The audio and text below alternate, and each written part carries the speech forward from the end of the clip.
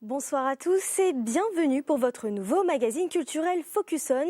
Ce soir, pour ce premier numéro intitulé Apiculture et Happy Culture, nous vous proposons 3 reportages autour des abeilles ainsi qu'un débat. Voici le sommaire de cette émission. Nous plongerons d'abord au cœur des ruches pour tout découvrir, de l'histoire de l'apiculture à la fabrication du miel. Nous partirons ensuite dans les grandes villes, à la rencontre de ces entreprises qui ont craqué pour l'apiculture dans leurs locaux.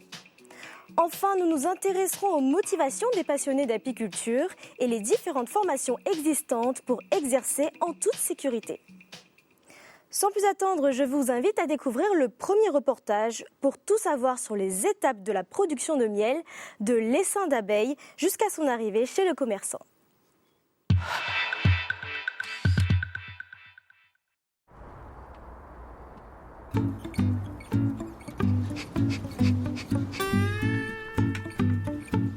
Si les abeilles étaient déjà présentes il y a 60 millions d'années, la consommation de leur miel, récolté par simple cueillette, remonte à environ 12 000 ans. Dès l'Antiquité, l'homme cherche à domestiquer l'insecte. Mais c'est vraiment au début du 19e siècle que la ruche commence à prendre la forme que nous connaissons aujourd'hui. Après l'écorce d'arbre, la céramique ou la paille, avec les techniques de l'apiculture moderne, la ruche est fabriquée en bois. Langstroth aux États-Unis, de Beauvois ou Voirneau en France, c'est surtout d'Adam qui rencontre le succès et qui laissera son nom aux ruches les plus utilisées dans le monde. Ici, nous sommes sur un rucher sur lequel il y a une quinzaine de ruches. Et ce sont des ruches d'Adam 10 cadres. À l'intérieur, il y a 10 cadres qui nous permettent d'élever la colonie complète. Il faut, pour que ça fonctionne, une colonie que l'on met dans la ruche en général au mois de mai. Donc 2 solutions. Une solution rapide et facile mais onéreuse. On achète un essaim d'abeilles, une colonie complète sur 5 cadres. Il y a des producteurs qui font ce genre de choses. L'autre solution que je préconise pour moi, c'est d'aller à la quête d'essaims naturels. Et donc dans ce cas-là, eh bien, les pompiers m'appellent et moi je viens donc récupérer donc cet essaim et on les intègre donc dans le corps de ruche. C'est la partie sacrée, ça c'est une zone que l'on ne touche pas. Donc la reine va vivre, les abeilles vont vivre et les faux-bourdons vont y vivre aussi. Et ensuite, lorsque la colonie est forte, on va leur intégrer donc ce que l'on appelle une hausse. Elles vont se mettre à travailler et récolter et stocker le miel dans la partie haute. Et dans cette hausse, elles vont tirer des alvéoles avec de la cire qu'elles sécrètent elles-mêmes. Une fois que les alvéoles sont prêtes, elles vont y stocker du nectar. Et à partir de ce moment-là, elles vont operculer chaque alvéole et le miel sera donc consommable. À la fin du mois de mai ou à la fin du mois de juillet, eh bien, c'est cette partie-là que l'on va prendre. On va essayer de prendre parce qu'elles défendent leur territoire malgré tout.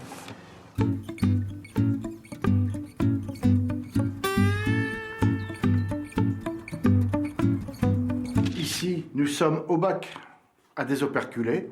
En main, j'ai un cadre avec le miel. Ce cadre est bien operculé. Et naturellement, pour pouvoir récolter, il faut enlever cet opercule.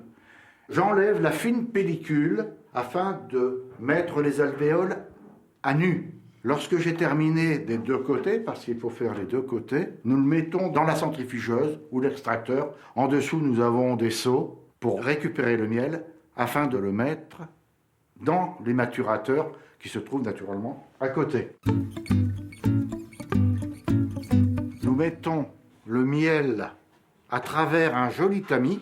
Alors ce tamis sert pour récupérer les impuretés lors de l'extraction, c'est-à-dire tout ce qui est cire après des operculations, des déchets comme aussi des morceaux d'abeilles, parce qu'il y a des morceaux d'abeilles des fois dans les cadres. Quand le maturateur est plein, nous laissons le miel pendant une dizaine de jours avant de le conditionner et le mettre en pot. Cette maturation de 10 jours permet aux impuretés qui seraient passées à travers le tamis de remonter en surface.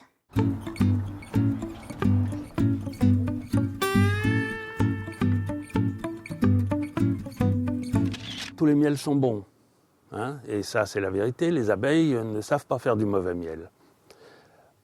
les miels sont bons en fonction de ce que vous aimez vous. Si vous aimez le miel A, celui-là sera bon. Si vous n'aimez pas le miel B, celui-là, vous le considérerez comme pas bon. Mais le client suivant va dire « Ah ben non, c'est le contraire ». Une distinction, les miels de couleur claire sont doux et les miels de couleur foncée sont corsés. Chaque miel a son goût propre. Par exemple, prairie, printemps. Prairie ou printemps, ça détermine, le nom détermine un millefleur. Parce qu'on ne peut pas déterminer la dominante botanique. Si on passe à orangé, par exemple, on a un miel spécifique. Spécifique, c'est-à-dire qui a été butiné sur majoritairement une seule plante. Alors évidemment, les abeilles, elles ne butinent pas à 100% uniquement sur les orangers.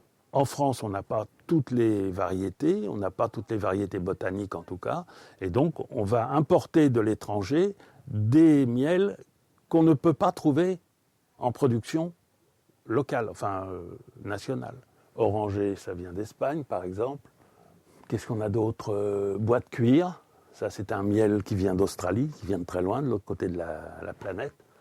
Si on voulait avoir une boutique qui représente tous les miels qu'on puisse trouver, il faudrait les Galeries Lafayette ou un hangar d'aviation.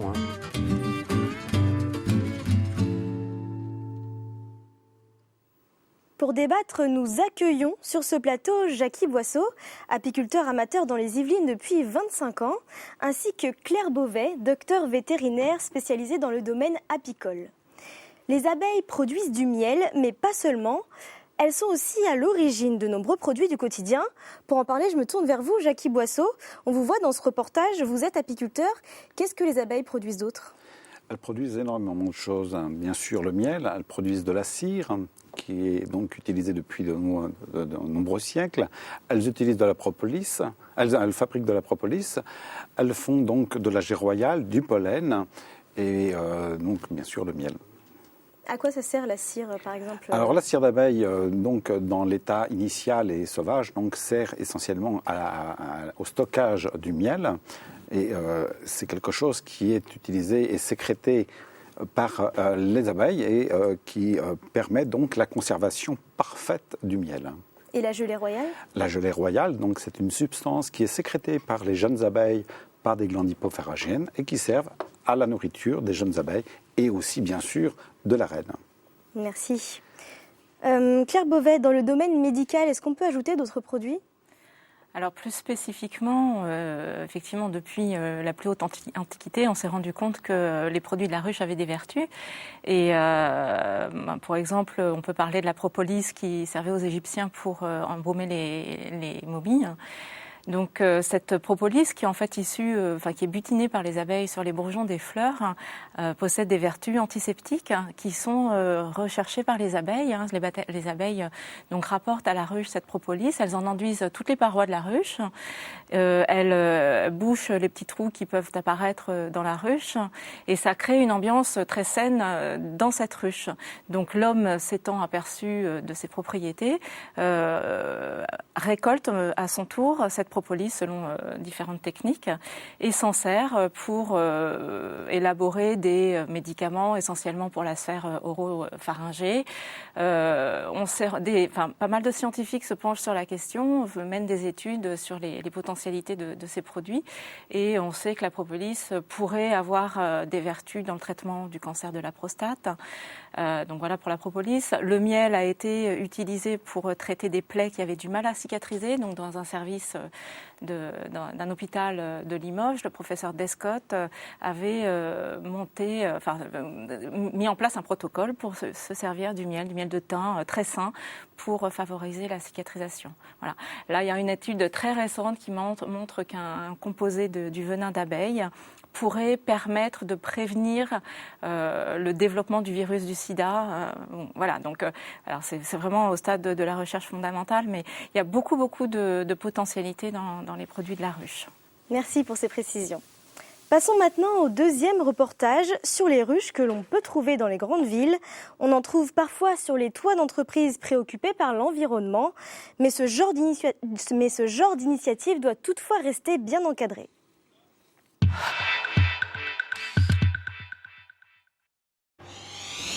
Loin des 2000 ruches installées dans Paris à la fin du 19e siècle, les abeilles font aujourd'hui de nouveau le buzz chez les citadins. En 2012, près de 350 ruches étaient répertoriées dans Paris intramuros et à l'image de ces insectes travailleurs, ce chiffre ne cesse d'augmenter.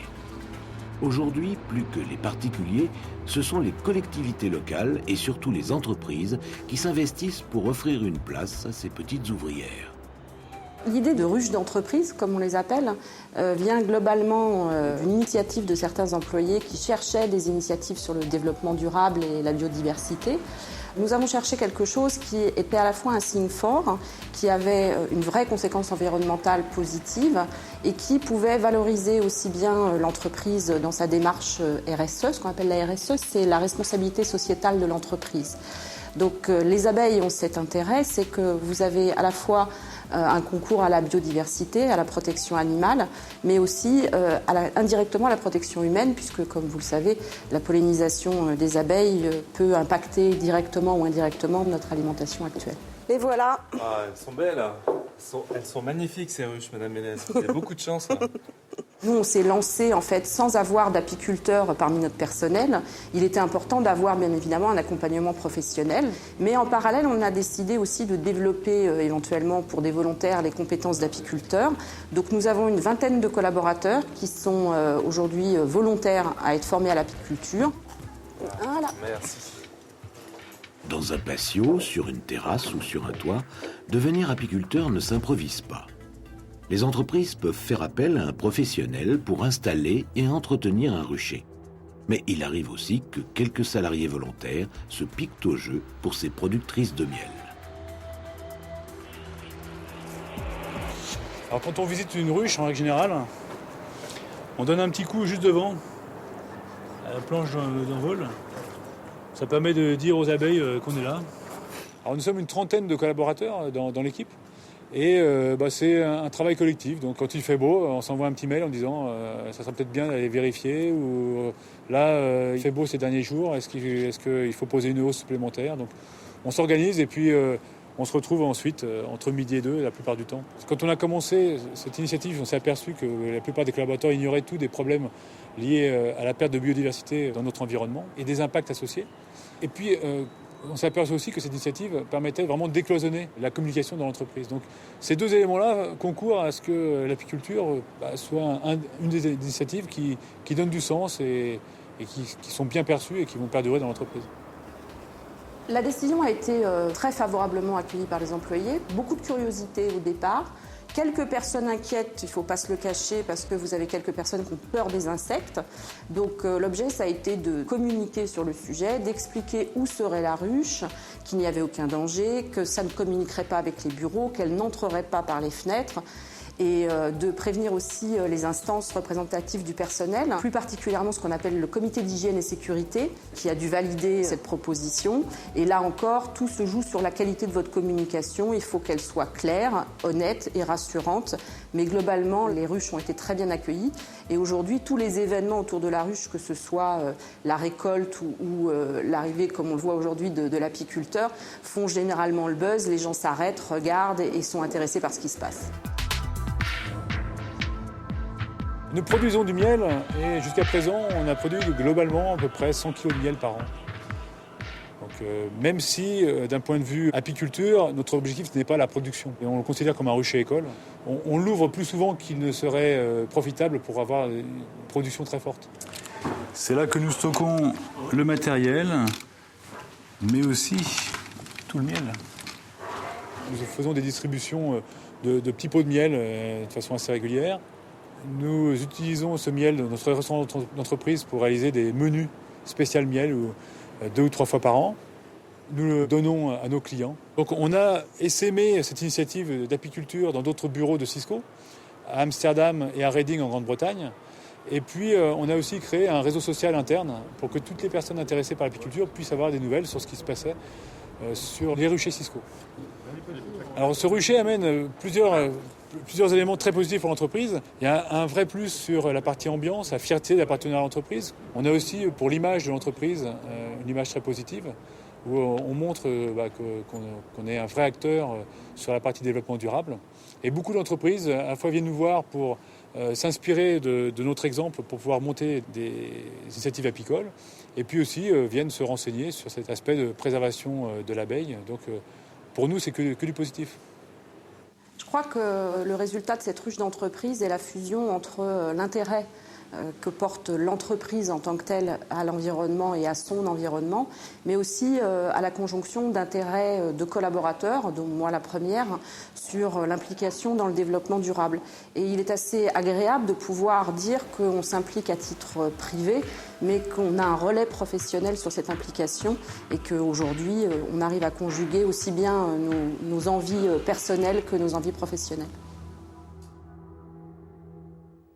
Cette tendance à introduire des ruches dans les grandes villes a déjà quelques années. Dans les campagnes, les abeilles souffrent des pesticides utilisés par l'agriculture. La ville devient-elle alors une solution durable ? Claire Beauvais, qu'est-ce que vous en pensez ? Est-ce que la pollution des villes, par exemple, ne pourrait-elle pas être un autre poison ? Alors, je ne pense pas que l'apiculture en ville soit une solution pour préserver l'abeille. Enfin, c'est une petite partie de la solution. Je pense qu'il faut essentiellement se consacrer à la politique agricole qui devrait être modifiée de manière à diminuer l'usage des pesticides qui sont effectivement qui impactent beaucoup les abeilles, non seulement sauvages, enfin domestiques, mais aussi sauvages. En ville, les abeilles sont exposées à d'autres polluants qui sont le plomb, les hydrocarbures. Alors, ce phénomène d'installation de ruches en ville est assez récent, donc on n'a pas beaucoup de recul, on n'a pas beaucoup d'études qui ont été réalisées sur l'impact sur la qualité du miel et des produits de la ruche. Il y a quand même une étude qui a été faite en Pays de Loire qui a montré que les pesticides étaient aussi présents en ville. Les pesticides, ils sont déversés dans la campagne, sur les cultures, mais ça remonte aussi dans l'atmosphère, ça passe par les pluies et c'est redéversé dans l'ensemble de l'environnement.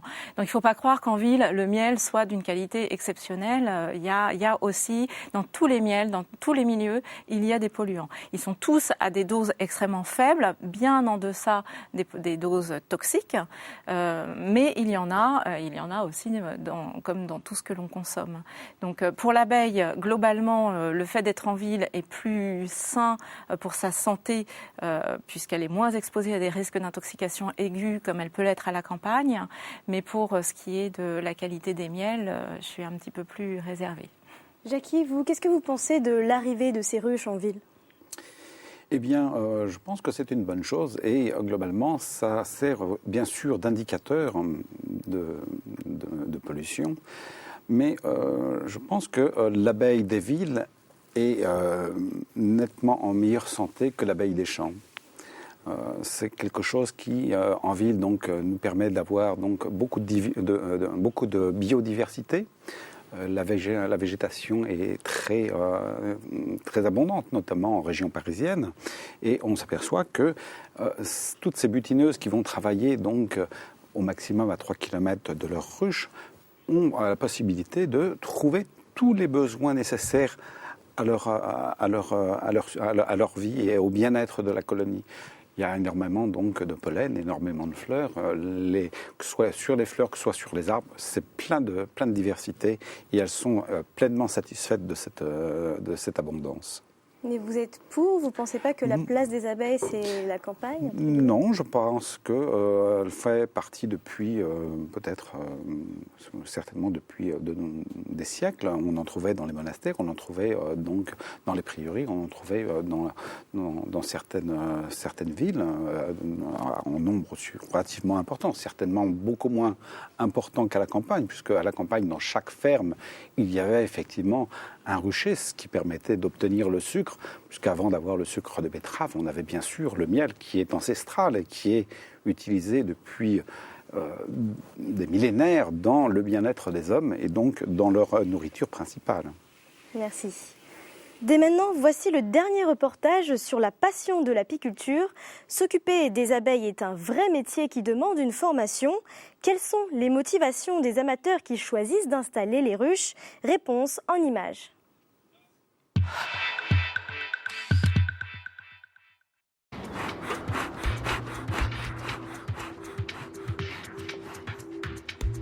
Moi j'ai commencé en culotte courte parce que j'avais un grand-père qui avait des ruches. Donc mon grand-père il nous emmenait voir les ruches avec lui. Et puis il nous emmenait goûter le miel. Et puis quelquefois il nous découpait un petit rayon de miel où il y avait du miel à sucer. Et puis il nous faisait goûter le miel.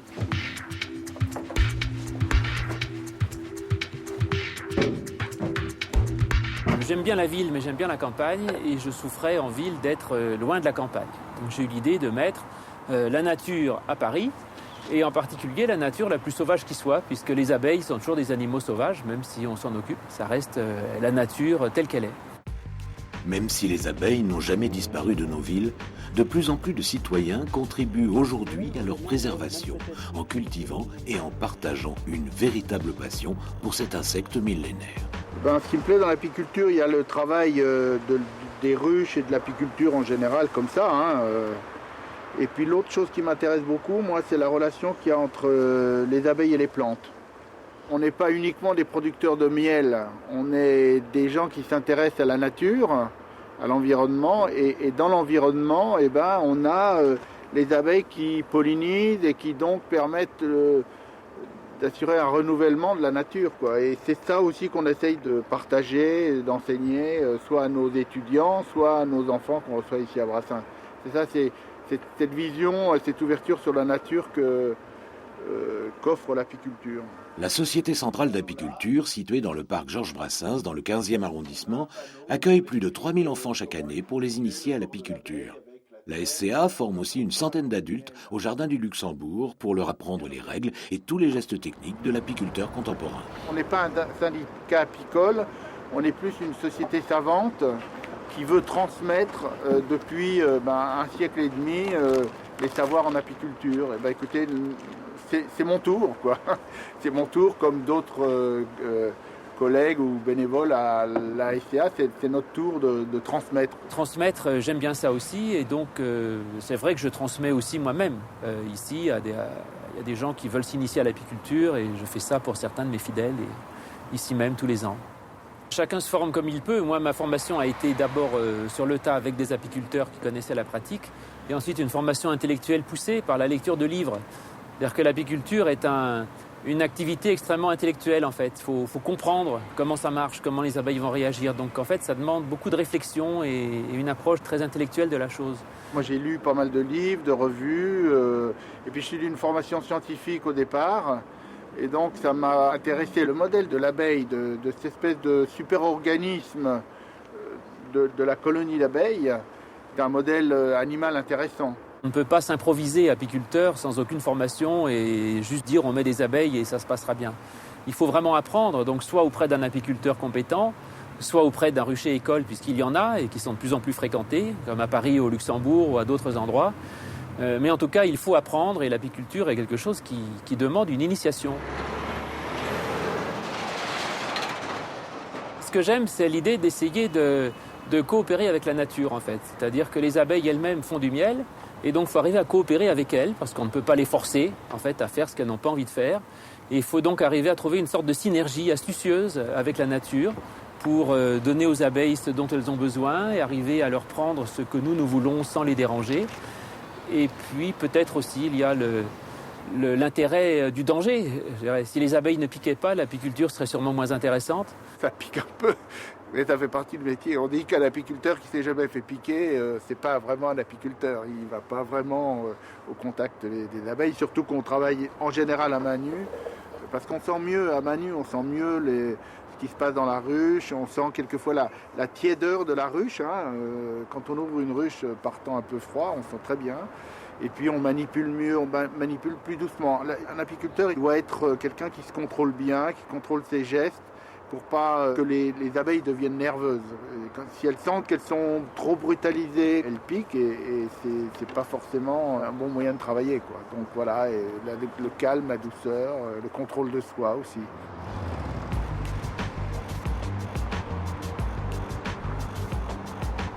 Avoir des abeilles est une chose passionnante. En avoir à la campagne est assez facile. En avoir à Paris est beaucoup plus compliqué. Donc je dissuaderais plutôt la pratique de l'apiculture en ville. Les Parisiens n'ont pas l'habitude d'avoir affaire à des animaux comme les abeilles et donc sont beaucoup plus méfiants. Et ce qui fait qu'il faut faire très attention à ce que les abeilles restent toujours calmes, qu'elles ne soient pas en grande quantité, qu'elles soient les moins dérangeantes possibles pour les voisins, dirais-je. La législation à Paris n'est pas très contraignante, mais elle existe. Et il faut être à 5 mètres de toute limite de propriété et de la voie publique. Et donc, on ne peut pas mettre une ruche dans une copropriété, par exemple, à moins que tous les copropriétaires soient d'accord. Alors ici, je me limite à 2 ou 3 ruches sur le toit pour éviter en fait une présence trop importante d'abeilles dans le quartier, en particulier sur les étalages des pâtissiers, des marchands de fruits, etc. Disons que je distribue quelques kilos de miel aux voisins pour faire passer le fait qu'inévitablement, ils aient quand même des abeilles qui viennent sur les bacs à fleurs de leur balcon. Mais cela dit, ça ne va pas au-delà de ça, parce que les abeilles, normalement, n'entrent pas dans les maisons. Elles restent toujours à l'extérieur. Il faut arriver à s'occuper des abeilles suffisamment soigneusement pour éviter les désagréments vis-à-vis des voisins, pour ne pas dévaloriser, je dirais, l'apiculture en ville et pour qu'elle garde une bonne image.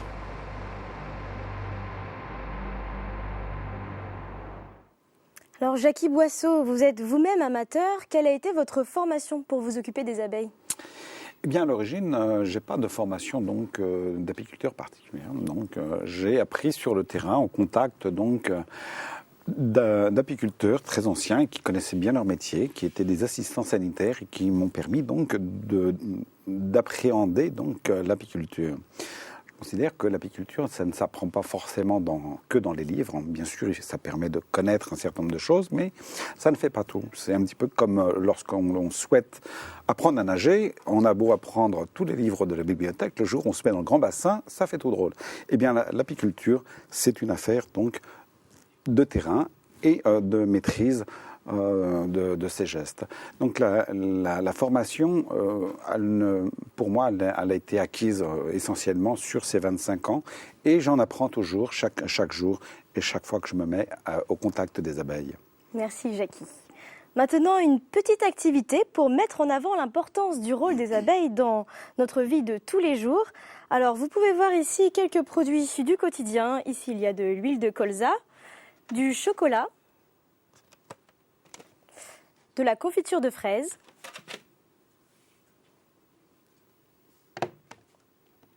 des courgettes, une pomme, de la compote de pommes, des noisettes, du café, ainsi que du lait. Alors Claire, est-ce que vous pouvez enlever les aliments qui, par exemple, n'existeraient pas ou seraient différents sans les abeilles ? Oui, alors oui, ce qu'il faut savoir, c'est que les abeilles sont responsables de 80%, de la pollinisation, donc de la reproduction de 80% des plantes à fleurs, ce qui signifie que tout ce que l'on trouve là, il y a un risque important que si les abeilles n'étaient plus là, tous ces produits disparaîtraient. Alors il faut un petit peu moduler, c'est-à-dire qu'il y a quand même une pollinisation qui se fait sans intervention des abeilles, puisque le vent peut intervenir, les fleurs peuvent s'auto-polliniser. Donc finalement, on aurait tous ces produits, mais en très petite quantité, avec des qualités bien moindres. Ce que je voulais dire, c'est pour le lait, par exemple, le lait, c'est produit par une vache. La vache va manger des ressources de glucides et de protéines, en particulier le trèfle, la luzerne, qui sont fortement butinés par les abeilles. Donc si les abeilles ne sont plus là, plus de trèfle, plus de luzerne, donc un lait d'une qualité complètement différente. Pour le reste, le chocolat, par exemple, il est beaucoup pollinisé par un petit moucheron, moins par les abeilles. Par contre, s'il y a une collaboration entre moucheron et abeilles, on aura davantage de chocolat. Et c'est vrai pour tout ce que l'on trouve dans nos assiettes. Ça représente vraiment, même économiquement, énormément cette pollinisation par les insectes, à la fois les abeilles sauvages et les abeilles domestiques. On sait vraiment qu'il y a une collaboration entre toutes les espèces et ça nous rappelle que la biodiversité comme elle existe en ville pour les fleurs, doit être préservée dans tous les domaines animaux et végétaux. Voilà. Donc je retire globalement tout en laissant un petit peu. Voilà. Mais par exemple, il y a certains fruits, comme la pomme par exemple. Alors la pomme est beaucoup plus fortement pollinisée par les abeilles. Donc effectivement, pour la pomme, on aurait vraiment une grosse perte. Les fraises, elles seraient toutes rabougries. Vraiment, des études l'ont montré. Des fleurs de fraises ont été enveloppées dans des petites gazes pour éviter la pollinisation. Donc la fraise se développait tout de même, malgré l'absence d'abeilles, mais elle était toute rabougrie.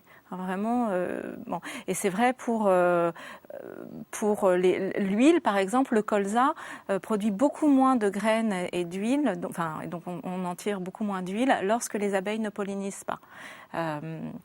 Voilà, c'est vraiment très très très important. Donc les produits seraient moins riches et en quantité et en qualité beaucoup moins importants. On sait que pour polliniser l'ensemble des productions agricoles françaises, il faudrait 5 millions 200 000 colonies d'abeilles domestiques. Actuellement, on en a 1 300 000. Donc, il y a un gros potentiel, en fait, d'augmentation de la qualité et de la quantité des produits cultivés avec une augmentation du nombre de colonies d'abeilles en France. Et malheureusement, elles meurent beaucoup depuis quelques années. Alors, on arrive à les renouveler, mais c'est vraiment très, très compliqué pour les apiculteurs. Merci, Claire. C'est la fin de cette émission. Merci de votre attention. On se retrouve la semaine prochaine avec un nouveau thème, le street art. Très bonne soirée à tous.